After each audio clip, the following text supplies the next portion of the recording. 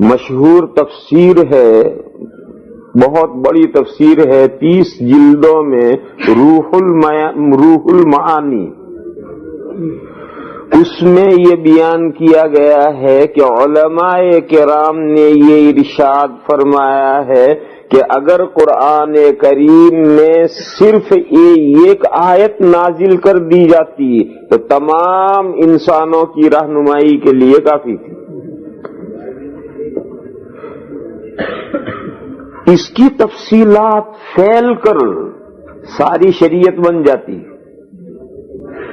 یہ علماء کرام کا قول تفسیر روح المعانی میں نقل کیا گیا ہے، اور اسی وجہ سے جو بڑے سمجھدار دانشمند لوگ ہیں، ایسے کتنے ہی دانشمندوں کی زندگیاں اس آیت کریمہ نے بدل دی۔ دور صحابہ کے میں 2 واقعات سناؤں، بعد کے تو بہت واقعات ہیں، کہاں تک سناؤں گا۔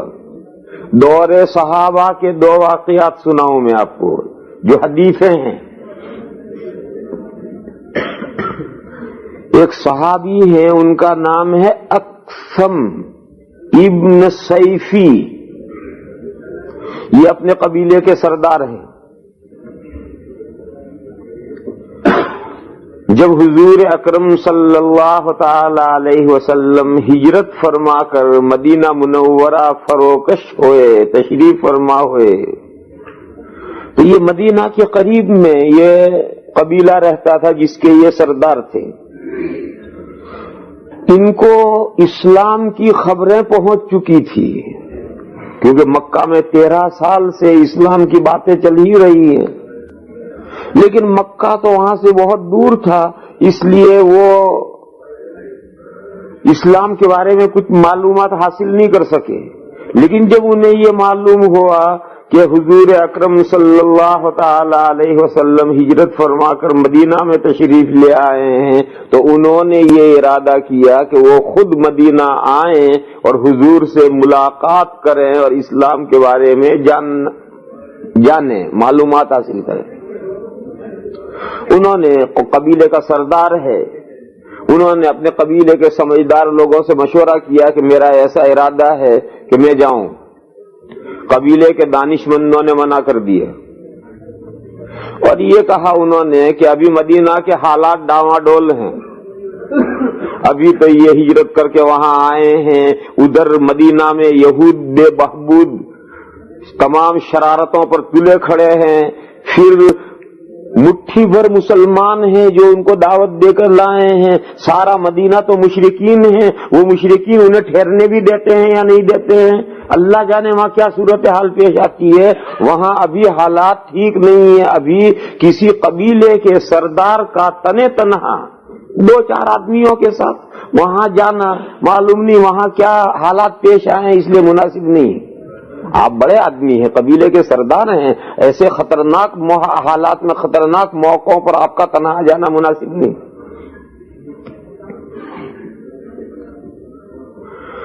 قبیلے کے سرداروں نے مشورہ یہ دیا کہ 2 سمجھدار آدمی مدینہ بھیجے جائیں اور ان کے ذریعے سے وہاں کے احوال کی رپورٹ لی جائے، اور پھر مناسب سمجھا جائے تو آپ تشریف لے جائیں۔ پہلے وہاں کے احوال کی رپورٹ لینی چاہیے 2 سمجھدار آدمی بھیج کر۔ چنانچہ قبیلے کے 2 سمجھدار آدمی منتخب کیے گئے اور وہ 2 آدمی مدینہ منورہ میں پہنچے۔ حضور اکرم صلی اللہ تعالی علیہ وسلم سے انہوں نے ملاقات کی، اور انہوں نے حضور اکرم صلی اللہ تعالی علیہ وسلم سے یہ کہا کہ ہم 2 باتیں آپ سے سمجھنے کے لیے آئے ہیں۔ پہلی بات تو یہ کہ آپ کون ہیں، دوسری بات یہ کہ آپ کیا ہیں۔ بس یہ 2 باتیں جاننے کے لیے ہم آئے ہیں، آپ کون ہیں اور آپ کیا ہیں۔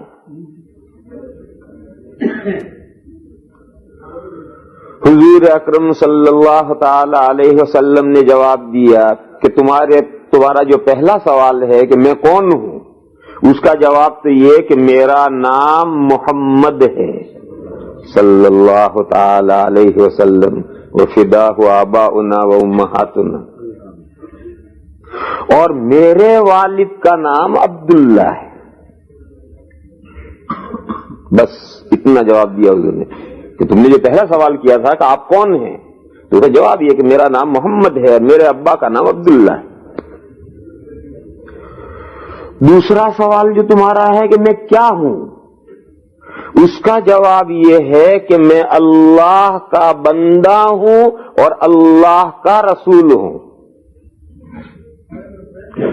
کتنا مختصر جامع. فرمایا کہ میں اللہ کا بندہ ہوں اور اللہ کا رسول ہوں.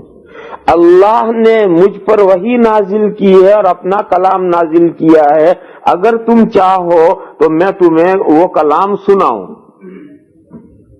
انہوں نے کہا سناؤ. تو حضور نے یہ آیت کریمہ ان دو کافروں کو سنائی کہ مجھ پر یہ آیت پاک نازل ہوئی ہے، ان اللہ یأمر بالعدل والاحسان وایتاء ذی القربى وینہی عن الفحشاء والمنکر والبغی یعظکم لعلکم تذکرون. بس یہ ایک آیت ان کو سنائی کہ وہ تو کافر ہیں، ابھی لمبا چوڑا کلام یاد بھی نہیں سے رکھ سکتے ہیں. تو یہ جامع معنی آیت تھی، حضور نے وہ سنائی کہ مجھ پر یہ آیت نازل ہوئی. وہ دونوں ایلچی واپس گئے اور واپس جا کر کے اپنے قبیلے کے سردار اقسم ابن سیفی کو انہوں نے رپورٹ دی اور یہ کہا کہ ہم گئے تھے، ہم نے ان سے 2 سوال کیے.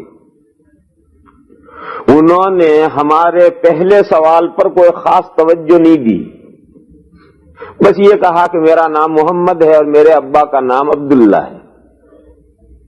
بس اتنا ہی مختصر سا جواب دیا. ہمارے اس سوال پر کوئی خاص توجہ نہیں دی انہوں نے. ہماری اردو میں کہیں گے کہ پہلے سوال کا جواب دیا تو صحیح مگر ٹرکھا دیا. ہم نے ان سے تو کچھ زیادہ پوچھنا مناسب نہیں سمجھا. وہ 2 قاصد کہہ رہے ہیں اپنے سردار سے کہ انہوں نے ہمارے پہلے سوال میں تو سوال کی طرف تو کوئی توجہ نہیں دی، بس اتنا ہی جواب دیا کہ میرا نام محمد ہے، میرے ابا کا نام عبداللہ ہے. تو ہم نے ان سے تو کچھ زیادہ اس کی تفصیل معلوم کرنا مناسب نہیں سمجھا، مگر ہم نے لوگوں سے معلومات کی. تو لوگوں سے ہمیں یہ رپورٹ ملی کہ وہ بہت اونچا نسب رکھتے ہیں اور مضر قبیلے میں. بتاؤ ان کو دو دیکھنے پڑے گا. تو گاڑی واڑی کا ہوگا، دیکھو کیا ہے گاڑی کا.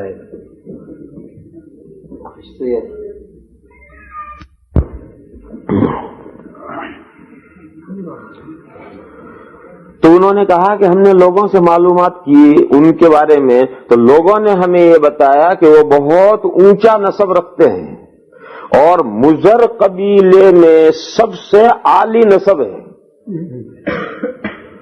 جزیرۃ العرب میں حضور اکرم صلی اللہ تعالی علیہ وسلم کی بعثت کے وقت میں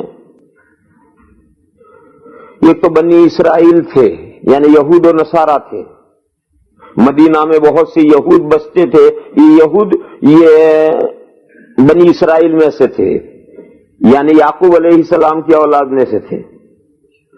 اور عیسائی بھی تھے. حضور کے زمانے میں جزیرۃ العرب میں عیسائی بھی تھے. مدینہ میں تو عیسائی بہت، کوئی اکا دکا کوئی ہوگا، کسی خاص عیسائی کا ذکر نہیں آتا. لیکن حضور کو جس وقت نبوت ملی ہے اس وقت مکہ میں عیسائی تھے. اور ورقہ ابن نوفل جن کے پاس حضرت خدیجۃ الکبریٰ حضور کو لے گئی ہیں، جن کا حدیث میں تفصیلی قصہ آتا ہے، وہ ورقہ ابن نوفل عیسائی تھے. اصل تو تھے وہ عرب، لیکن انہوں نے عربوں کا، مشرکوں کا مذہب چھوڑ کر عیسائیت قبول کر لی تھی. اور یمن کا یہ حصہ جو ہے، جزیرۃ العرب کا یہ حصہ جو یمن کا حصہ ہے، نجران کا اور حضرموت کا اور صنعاء کا، ادھر عیسائیوں کی پوری آبادی تھی. کیونکہ وہاں سے جو جیبوٹی کا علاقہ ہے وہاں سے حبشہ ایتھوپیا لگتا ہے اور ایتھوپیا میں ان کی عیسائیوں کی حکومت تھی. تو وہاں سے ادھر آ کر کے یہ پوری پٹی جو عیسائیوں سے بسی ہوئی تھی. یہ عیسائی، اس میں بنی اسرائیل بھی تھے اور دوسری قوم کے لوگ بھی تھے، یہ یہودی اور عیسائیوں کو نکال دو تو اب جزیرت العرب میں جتنے مشرکین تھے وہ دو قبیلوں کی اولاد تھی، مزر اور قحطان۔ ان کے اوپر جا کر بہت بڑے دو قبیلے بنتے تھے، مزر اور قحطان۔ ان میں عالی نسب مزر سمجھے جاتے تھے۔ پھر مزر کے بہت قبیلے تھے، تقریباً 500 قبیلے، مزر کا 500 قبیلے تقریباً تھے۔ ان میں سب سے عالی نسب قریش کا سمجھا جاتا تھا، یہ قریش یہ مزر کی ایک شاخ ہے۔ تو انہوں نے اپنے سردار کو یہ رپورٹ دی کہ ہم نے لوگوں سے معلوم کیا تو لوگوں نے ہمیں یہ بتایا کہ یہ جو پیغمبر ہیں یہ بہت اونچا نسب رکھتے ہیں اور مزر قبیلے سے تعلق رکھتے ہیں، اور مزر میں بھی بہت اونچے نسب سے ان کا تعلق ہے۔ اور دوسرا سوال جو ہم نے کیا تو اس کا جواب انہوں نے یہ دیا ہے کہ میں اللہ کا بندہ ہوں، اللہ کا رسول ہوں، میرے پاس اللہ کی وحی آتی ہے، میں وہ وحی اللہ کے بندوں تک پہنچاتا ہوں۔ اور اس کے بعد انہوں نے ہمیں چند کلمات سنائے ہیں جو ہم یاد کر کے لائیں۔ ان دو آدمیوں نے کہا کہ اس کے بعد انہوں نے ہمیں چند کلمات سنائے ہیں اور ہمیں یہ کہا ہے کہ یہ مجھ پر وحی اتری ہے، اور وہ انہوں نے وحی کہہ کر کے ہمیں چند کلمات سنائے ہیں اور یاد کرائے ہیں، وہ ہم یاد کر کے لائے ہیں اور آپ کو سناتے ہیں۔ اور یہ آیت کریمہ ان دو قاصدوں نے اپنے سردار کو سنائی۔ سردار نے سنی، وہ بہت سمجھدار آدمی تھا، اس نے سنی، سننے کے بعد کوئی جواب نہیں دیا۔ 24 گھنٹے گزرنے کے بعد اپنے سارے قبیلے کو اور ساری قوم کو اکٹھا کیا، اور سارے قبیلے کو اور قوم کو اکٹھا کر کے ان سے حضرت اقسم ابن سیفی نے یہ کہا کہ یہ جو آیت کریمہ ہمارے پاس بھیجی گئی ہے، یہ تو انہوں نے ہمیں باقاعدہ بھیجی ہے یہ آیت ہمارے پاس، میں 24 گھنٹے سے اس پر غور کر رہا ہوں، اس میں کوئی بھلائی اور خوبی ایسی نہیں ہے جس کا حکم نہ دیا گیا ہو، اور کوئی برائی ایسی نہیں ہے جس سے روکا نہ گیا ہو۔ لہذا میرا مشورہ سارے قبیلے کو یہ ہے کہ ہمیں اسلام قبول کر لینا چاہیے، اور تم اگر کہو تو میں تمہاری طرف سے نمائندہ بن کر کے وہاں مدینہ جاؤں اور اپنے اسلام کا، اپنے اور اپنے قبیلے کے اسلام کا اعلان کروں۔ تو سارا قبیلہ متفق ہوا، انہوں نے اجازت دی، اور حضرت اقسم ابن سیفی رضی اللہ تعالیٰ عنہ حضور کی خدمت میں حاضر ہوئے اور خود بھی ایمان لائے اور اپنے قبیلے کے پورے قبیلے کی طرف سے ایمان کا اعلان کیا۔ یہ حدیث میں یہ قصہ آیا ہے۔ مجھے تو اس قصے میں وہ اصل جو جھوٹ سنانا تھا کہ انہوں نے 24 گھنٹے غور کرنے کے بعد اپنی قوم کے سامنے یہ رکھی کہ انہوں نے جو ہمارے پاس وحی بھیجی ہے اور جو آیت ہمارے پاس بھیجی ہے اس آیت میں نے غور کیا تو خیر کی کوئی بات اس میں ایسی نہیں رہی ہے جس کا حکم نہ دیا گیا ہو، اور شر اور برائی کی کوئی ایسی بات نہیں باقی چھوڑی ہے جس سے روکا نہ گیا ہو۔ تو اس اکیلی آیت نے اتنا انہیں متاثر کیا اور ان کے قبیلے کو کہ ساری قوم صرف اس آیت کریمہ کی وجہ سے مسلمان ہوئی۔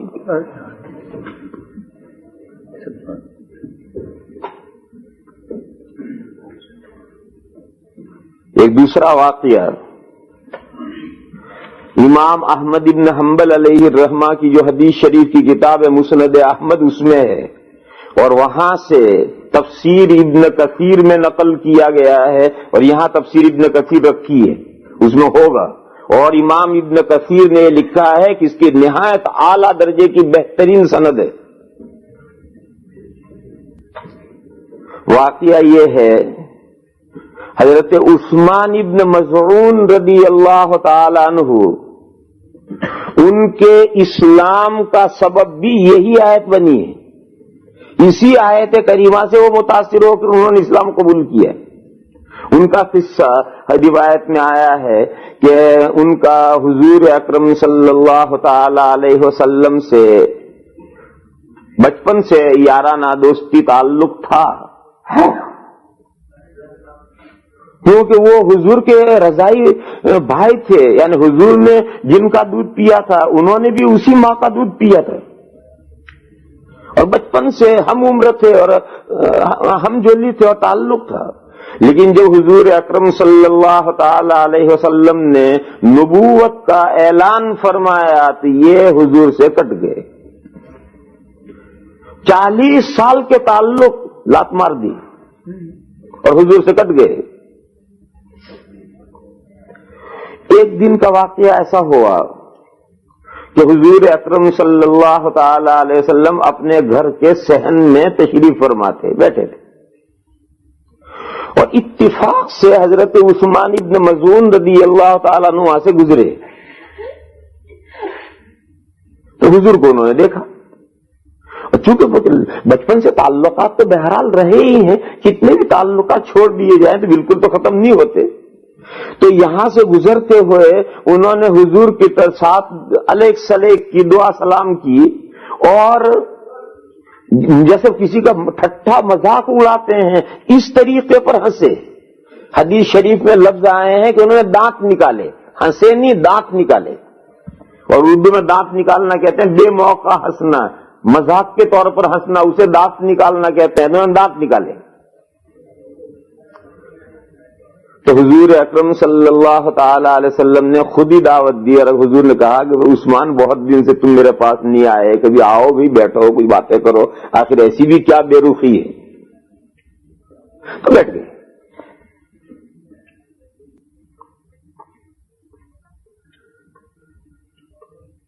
بیٹھ کر باتیں شروع ہوئی.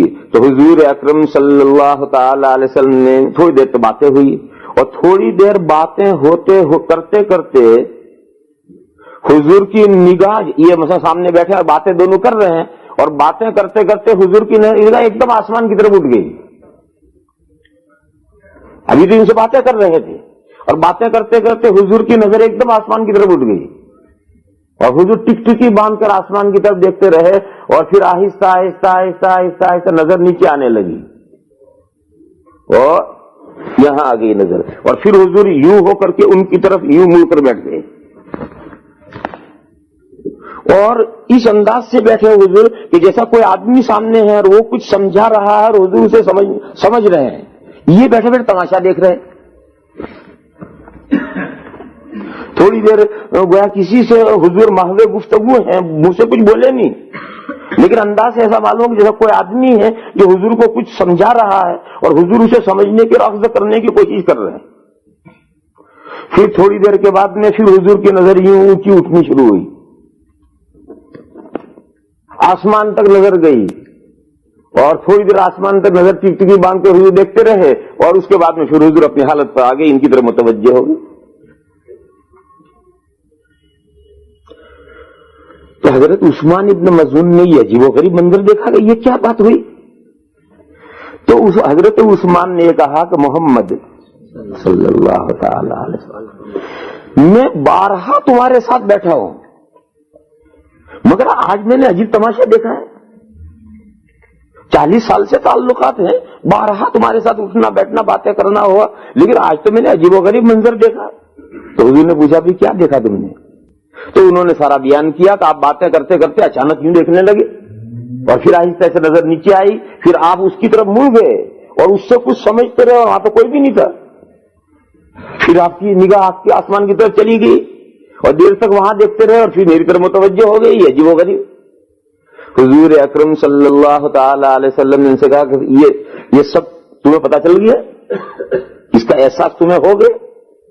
جب حضور پر وحی نازل ہوتی تھی تو عام طور پر اس وحی کا عام لوگوں کا احساس نہیں ہوتا، البتہ کبھی کبھی صحابہ کو احساس ہو جاتا تھا، صحابہ کو محسوس ہوتا تھا کہ وحی نازل ہو رہی ہے، باقی عام طور پر ایسا احساس نہیں ہوتا تھا. تو حضور نے ان سے پوچھا کہ یہ سب تم نے منظر دیکھ لیے؟ تو انہوں نے کہا ہاں یہ تو مجھے سب نظر آیا. حضور نے فرمایا کہ دیکھو ابھی ابھی میرے پاس فرشتہ آیا تھا. تو کہنے لگے فرشتہ؟ آپ کو فرشتہ آیا تھا ابھی؟ حضور نے فرمایا جی ہاں ابھی میرے پاس فرشتہ آیا تھا آسمان سے، اور اس فرشتے نے مجھے وحی لا کر دی ہے. انہوں نے کہا کیا وحی لایا فرشتہ؟ تو حضور اکرم صلی اللہ تعالی علیہ وسلم نے یہ آیت پڑھ کر سنائی کہ یہ ابھی وہی میرے پاس فرشتہ لایا ہے. ان اللہ یأمر بالعدل والاحسان وایتاء ذی القربى وینہی عن الفحشاء والمنکر والبغی یعظکم لعلکم تذکرون. بس یہ آیت کریمہ حضور نے پڑھ کر ان کو سنائی کہ یہ ابھی میرے اوپر وہی نازل ہوئی. اس آیت کریمہ کو سنا حضرت عثمان نے اور سن کر کے ایک دم محو حیرت ہو گئے، سوچ میں ڈوب گئے. اس آیت کریمہ میں سوچنے لگے کیا مضمون ہے اس میں، عجیب و غریب مضمون. تھوڑی دیر تک سوچتے رہے اور سوچ کر کہنے لگے کہ ایسا مضمون تو میں نے آج تک نہیں سنا، اور آج میں اس نتیجے پر پہنچا ہوں کہ آپ صحیح کہتے ہیں. اور اسی وقت میں انہوں نے اسلام قبول کیا اور 14ویں مسلمان ہیں. حضرت عثمان ابن مظعون 14ویں نمبر پر مسلمان ہوئے ہیں. ان سے پہلے 13 آدمی کل مسلمان ہوئے ہیں، اور اس سے 13ویں کے بعد 14ویں نمبر کے مسلمان حضرت عثمان ابن مظعون رضی اللہ تعالیٰ عنہ.